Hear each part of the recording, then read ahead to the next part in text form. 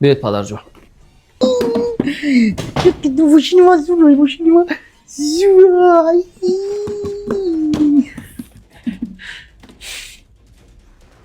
هر دویت شید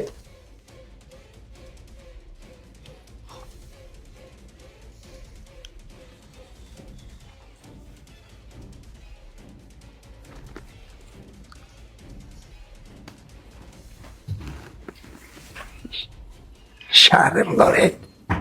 شهرم من شما را کلان کردم بوایه رساندم خوراندم خاناندم با امیدی آنکه آدم شوید این رفتار شما را بینید دو برادر